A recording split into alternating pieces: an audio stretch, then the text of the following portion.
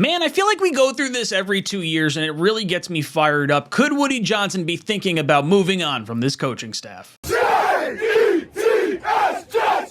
Jets! Welcome to Jets Talk. My name's Ryan. I'll be your pilot. If you're new here, hit that subscribe button. If you've been here before, welcome back. I love having you here. Boys and girls, it gets me fired up every time we have to talk about firing a coaching staff, and this is not something I am actively thinking of at all. Let's get that across the table right now. Do not want to see this coaching staff changed. I'd be very upset with that.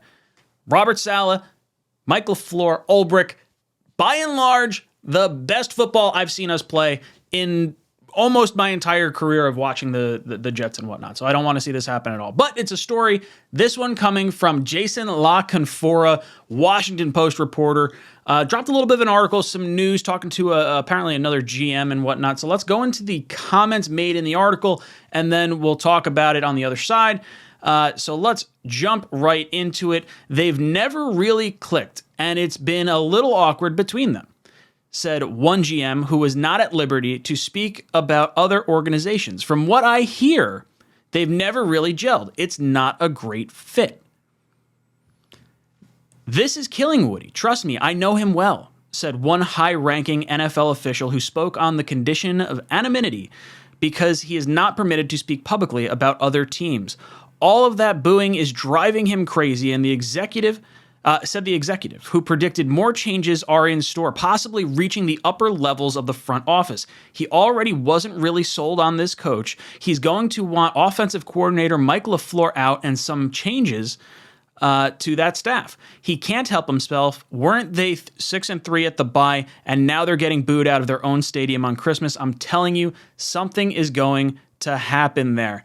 They must travel to Seattle and Miami to close out the remainder of what's becoming a lost season with their playoff hopes not officially expunged, but nearly so. The specter of ending this once promising campaign with 6 straight losses and a last place finish in the AFC East, the miserable Patriots already swept them, won't improve Johnson's mood. The Jets seem a mess once more. The quarterback very likely won't be the only one to go, and one NFL general manager posted the potential return for Wilson in a trade as a 6th round pick or perhaps a 5th. Yikes. All right, so that was a little bit of a mouthful, and there's a few things to go into, and I don't particularly know exactly where to start, but I guess we'll start at the beginning, right? So they've never really clicked. It's been a little awkward between them. So I don't know how much I really buy this, because there's one thing to be said for Woody Johnson not being here for when Joe Douglas was hired. That was a Chris Johnson move, facilitated by Adam Gase as well. Woody was overseas at that point in time. He was the ambassador for the UK. And then he comes back. He is here for the Robert Saleh hire, if I'm not mistaken. If I do have all my timelines correct. Was here for the hire, but it was Joe Douglas, who he did not hire, making the hiring. So them saying they never really clicked, I suppose could be possible. But like everything I've seen from Robert Saleh, like doesn't seem like there's any kind of thing you would dislike about him. Like, he has his players back. He has the organization's back. I really have never heard him say anything like overly bad. I mean, maybe like a slip of the tongue, but not anything, bad. Saying it never really gelled. Could that be true? I mean, maybe, I guess. I don't know. As far as the beginning part of the season, starting 6-3, and this is killing Woody Johnson, getting booed out of his own stadium, yeah, that hurts. That doesn't look good when the other team that's sharing a stadium with you is like highway for the playoffs right now, and the Jets are kind of sitting there reeling after a really exciting start. Their quarterback that they drafted number 2 overall may not be the guy. Like, sure, heads may start rolling, and it sounds like Mike LaFleur is one that they're going to want out because it's going to be far cheaper to replace Mike LaFleur than it is to replace the number 2 overall pick in Zach Wilson. I can understand a thought process where it makes sense to move on from the offensive coordinator and try to fix the quarterback. Try a different route. I could see them possibly going that direction. I don't particularly want to see it, but there's something to be said, right? Like Mike LaFleur has shown some level of, I don't know what the word would be, not brash isn't the word, some level of maybe reluctance to use guys like Elijah Moore maybe in the slot, or Denzel Mims with, when we couldn't get him on the field. And now Zach Wilson, a lot of people want to be seeing maybe some RPOs, maybe some of the things that Streveler did. Why isn't Zach Wilson doing something similar to that? Rely on his athletic gifts as opposed to having him kind of force an offense that he's not comfortable with. And why haven't we made any adjustments? Why are we so scheme focused? So I do get that. I understand if you want to make that kind of move. I don't think I would like to see that. I mean, at one point, I think halfway through the season, we were talking about Michael LaFleur possibly getting poached for a head coaching position in the next year or two. Like, that's a good thing to have. That when's the last time we had an offensive coordinator that we thought might get stolen away? In fact, when we signed Robert Saleh, everyone was saying, oh no, we need an offensive coach so our offensive coordinator doesn't get signed away. Good problems to have. So do I want Michael LaFleur out? No, I think that would be a knee-jerk reaction. I think that would not be the right move. I think that is making a change just to make a change. As far as like the trade compensation for Zach Wilson possibly being a 6th or 5th round pick, yeah, you don't make that trade. That's not something you do. If I'm Joe Douglas and I'm looking at this whole situation and they're like, oh yeah, hey, that number 2 overall pick you made 2 years ago, I'll give you a 5th round pick for that. I'm like, go pound sand. I'm not doing that. Get out of town.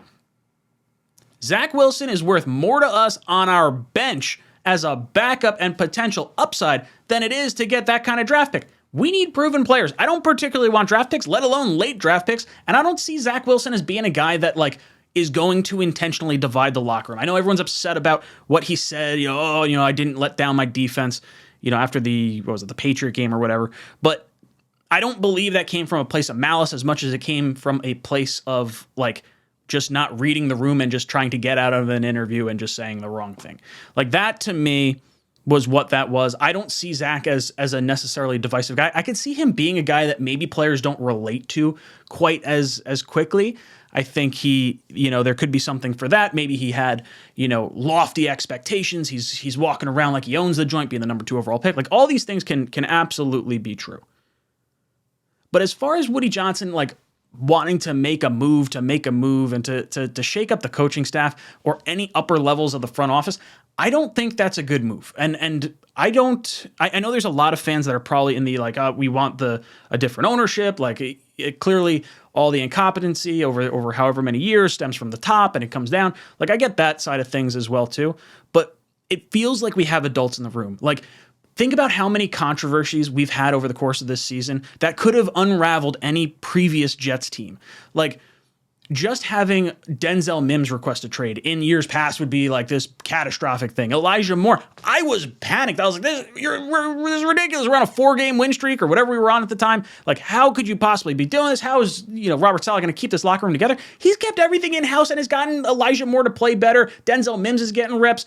Yeah, I get Zach Wilson's not looking great. But by and large, I really think this is the best staff we have had across the board. I mean, you look at the depth we did not have for the last decade, and in just 2 years since Robert Saleh got here, with his, teamwork with Joe Douglas and his whole staff and everything, this team feels like it's as deep as it's ever been with talent. We got to points in the season where we were like, we can lose a receiver, we can lose a running back, why not? We can keep going. And I think, over time, as you lose body after body after body, you can't really take those shots anymore. But I think it would be too premature to pull the trigger on, moving on from any one of these guys on the coaching staff. Guys, let me know your thoughts. Does Woody actually think this? Do you think La Canfora is just, maybe talking to the wrong GM? Maybe he's talking to a GM of baseball or something like that. They're fired up about Cohen and they don't realize that Cohen doesn't own the Jets and they're just, fired up at that. I don't know.